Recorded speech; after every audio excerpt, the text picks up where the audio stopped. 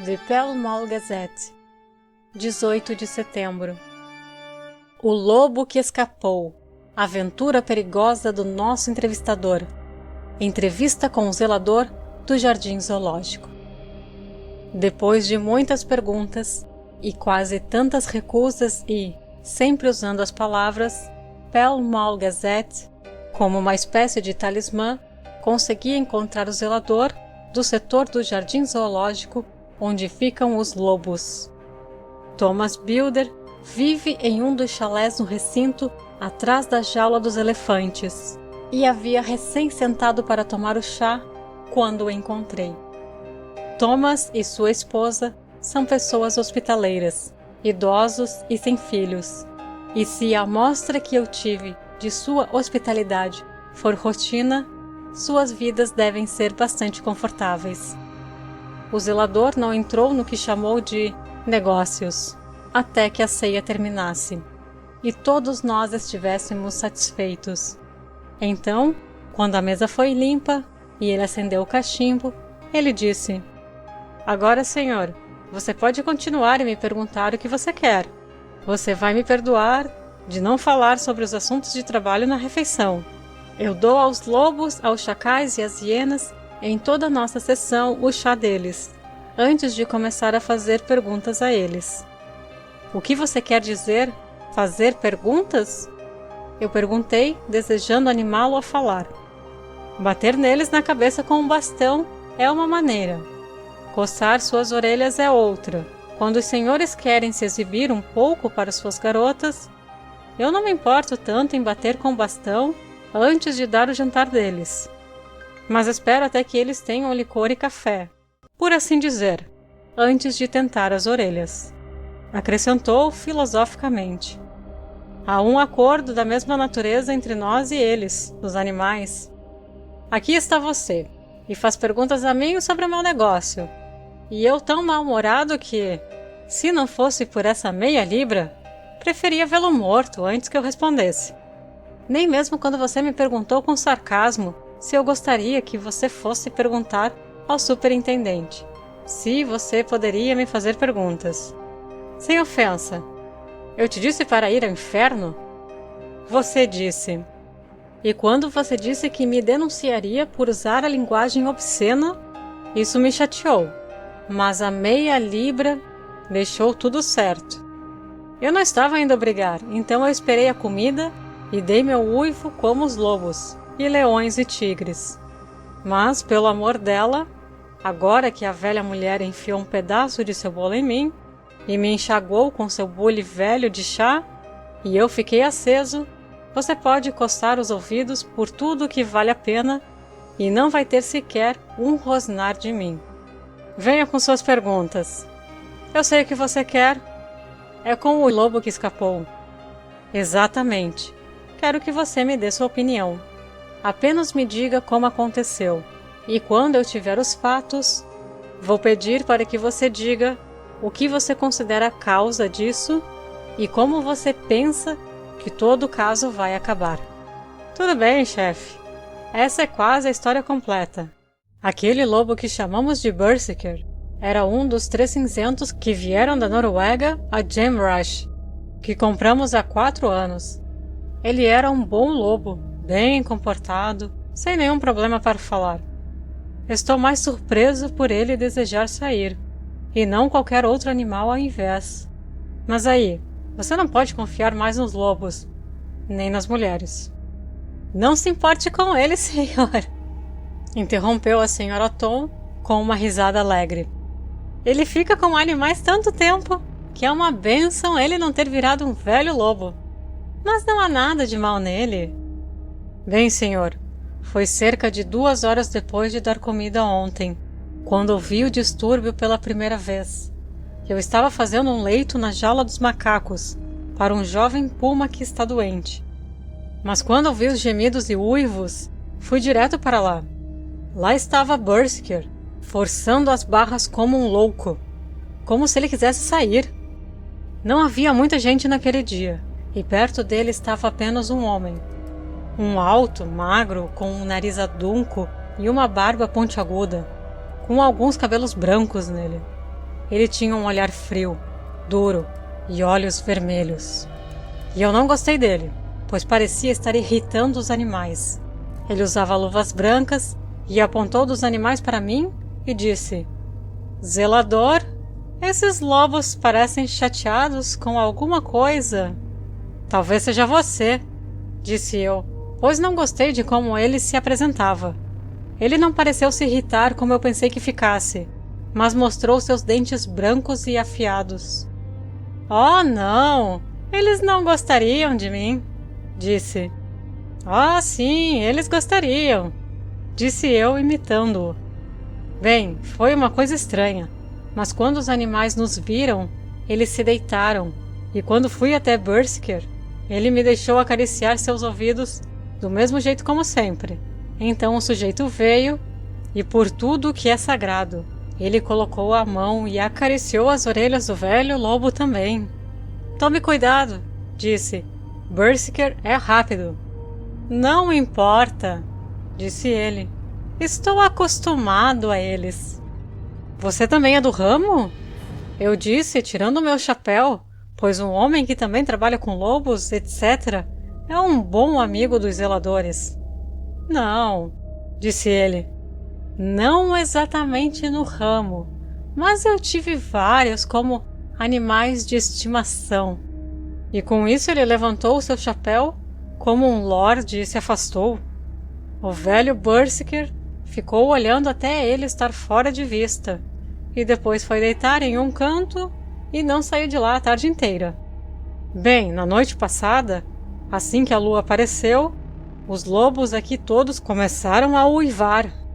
Não havia ninguém por perto, exceto alguém que estava evidentemente chamando um cão para fora de um jardim na estrada do parque. Uma vez ou duas eu saí para ver se tudo estava certo, e estava. E então os uivos pararam. Pouco antes da meia-noite, eu dei só uma olhada em volta antes de me recolher. E juro, quando eu cheguei em frente à jaula do velho Berserker, vi as grades quebradas e torcidas, e a gaiola vazia. E isso é tudo o que sei por certo. Alguém mais viu alguma coisa? Um dos nossos jardineiros estava voltando naquela hora de uma festa, quando ele viu um grande cachorro cinza saindo pelas bordas do jardim.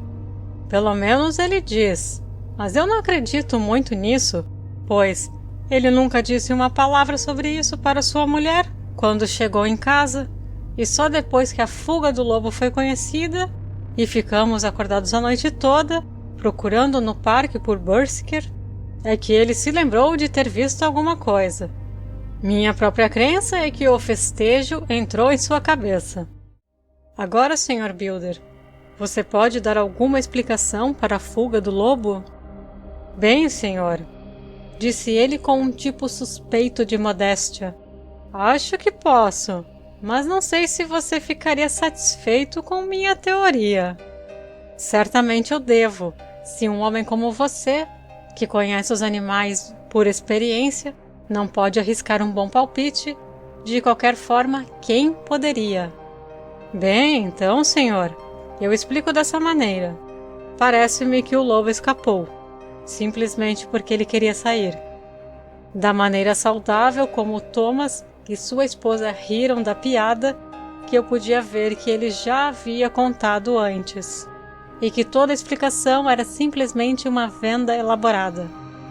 Eu não conseguia competir em piadas com o digno Thomas, mas pensei que conhecia um caminho mais seguro para o coração dele. Então eu disse: agora, Sr. Builder, consideraremos que o primeiro meio soberano funcionou, e esse irmão dele está esperando para ser reivindicado, quando você disser o que você acha que vai acontecer. Você está certo, senhor, disse ele rapidamente. Você vai me desculpar, eu sei, pela brincadeira com você, mas a velha aqui piscou para mim, o que foi tanto quanto me dizendo para continuar com a troça. Bem, eu nunca, disse a velha senhora. Minha opinião é a seguinte, que antes um lobo está escondido em algum lugar. O jardineiro, que antes não lembrava, depois falou que o lobo foi correndo para o norte, mais rápido que um cavalo. Mas eu não acredito nele, pois, veja você, senhor, os lobos não galopam mais do que cães. Eles não foram feitos dessa maneira. Os lobos são coisas boas em livros de história, e eu ouso dizer que quando eles formam bandos e caçam algo que esteja com medo deles, fazem um barulho dos demônios e destroçam o animal, seja qual for. Deus me perdoe, mas na vida real, o lobo é só uma criatura inferior.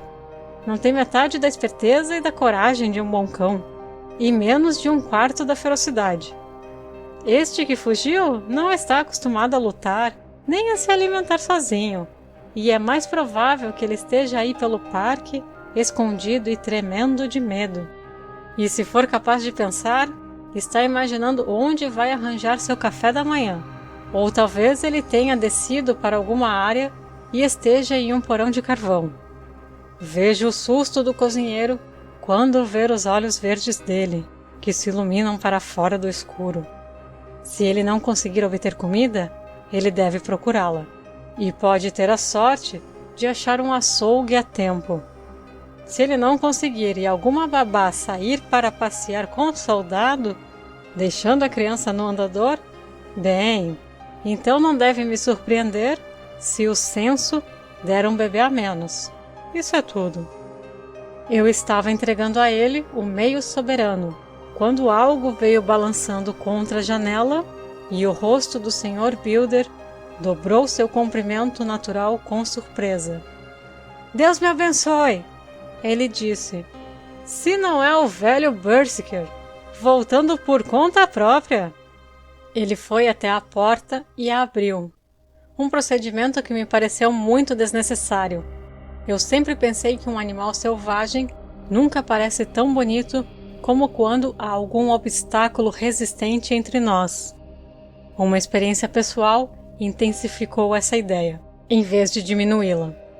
Afinal, no entanto, não há nada como costume, pois nem Builder, nem sua esposa pensaram mais no lobo do que eu deveria de um cachorro. O próprio animal era tão pacífico e bem comportado quanto aquele pai de todos os lobos de imagem, o ex-amigo de Chapeuzinho Vermelho, enquanto conseguia sua confiança com disfarce. Toda a cena era uma mistura inutilizável de comédia e paixão. O lobo perverso que, durante meio-dia, paralisou Londres e colocou todas as crianças na cidade tremendo no lugar delas, estava lá de um tipo de humor penitente e foi recebido e acariciado como uma espécie de filho prodigal vulpino. O velho Builder o examinou com a maior sensação de ternura e quando terminou com seu penitente disse: Lá, eu sabia que o pobre velho camarada teria algum tipo de problema. Não disse o tempo todo? Aqui está a cabeça dele toda cortada e cheia de vidro quebrado. Deve ter pulado um ou outro muro. É uma vergonha que as pessoas tenham permissão para pôr garrafas quebradas nos muros. Isto é o que acontece. Venha, Berserker. Ele pegou o lobo e o trancou em uma gaiola, com um pedaço de carne que satisfez, em quantidade, de qualquer forma, as condições elementares do animal, e saiu para relatar. Também saí para relatar as únicas informações exclusivas que são fornecidas hoje em relação à estranha escapada no zoológico.